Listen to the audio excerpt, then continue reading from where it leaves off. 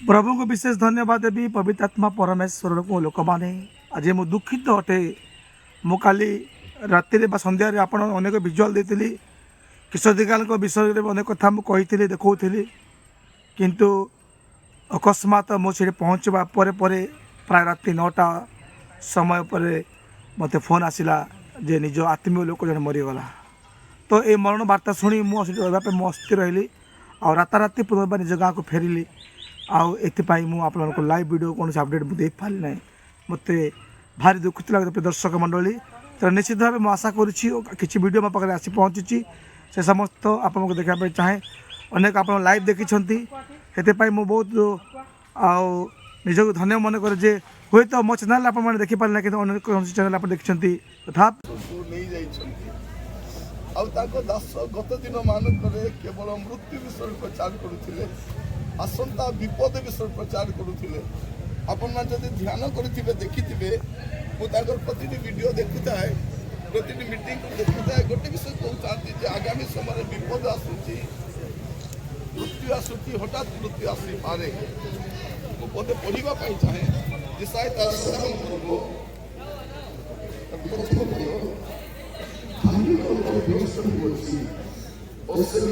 मनोजोग करना भक्त लोक मैंने न्याय धार्मिक मैंने आसंता विपद न्याय विवेचना प्रिय दुखित परिवार और दुखित मंडली कथा लिखा जाए कि आगामी समय विपत्ति विपर्य समस्या आसूची परमेश्वर भक्त दास मान सतर्क भाव चाहे जदि जगत विपत्ति आसबार अच्छी दुर्दशा आसबार अच्छी प्रभुर कोप आसबार अच्छी पूर्व परमेश्वर अपना लोक मानू नहीं जाती को कमे दिखती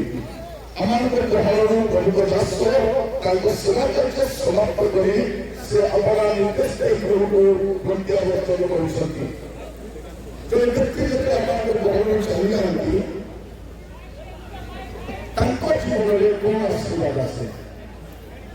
सुंदर सुंदर छाड़ी जाती आम दिए रोजन करो किंतु भाई गोटे आशीर्वाद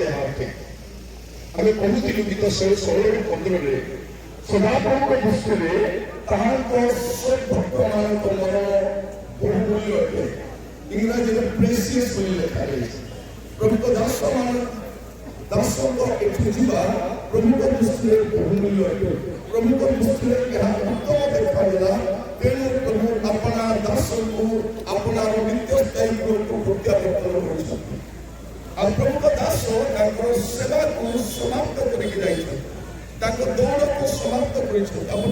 बसिक समीक्षा करेंगे जापारे सेवा कार्य को समाप्त कर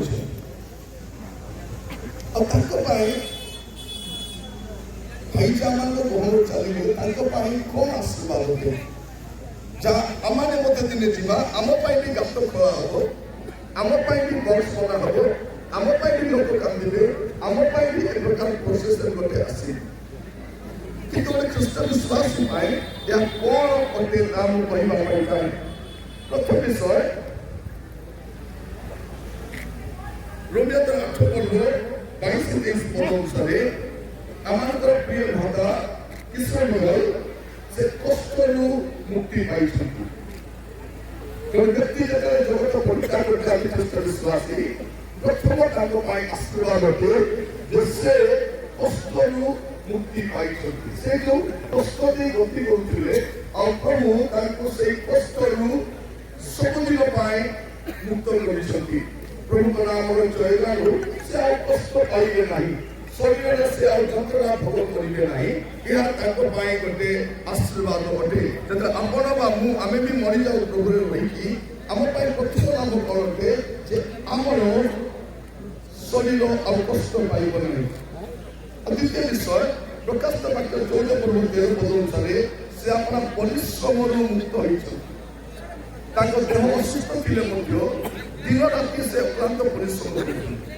गत दिन मान आमे सुनिथिलु जे विभिन्न सभा समिति रे मध्य तांको देह असुस्थ होउथिले ता सत्ते मध्य से सेवा कार्य परिचालित आज सही परिश्रम से मुक्त होइछथि अब तृतीय विषय प्रथम तेसलोनिके जारी करिबो 16 और 17 पद अनुसार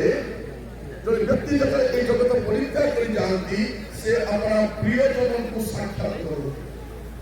आज से स्वर्गीय उद्यान में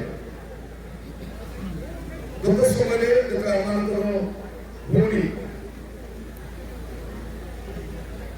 जब ताकर समाधिस्थ होला हमें सिद्धि और रूप सिस्टम कर वियोग हम समस्त पाए बहुत कष्टदायक थी किंतु अल्प दिन मध्य भाई मध्य बाहुरी दिले एटा आज निश्चित भाव दास और दासी सेवा कार्य समाप्त कर स्वर्गीय उद्यान रही आम मैंने जो साक्षात कर और चतुर्थ विषय जौन 14 पर्व प्रथम पद अनुसार से अपना चिरस्थायी बासस्थान को प्रत्यावर्तन कर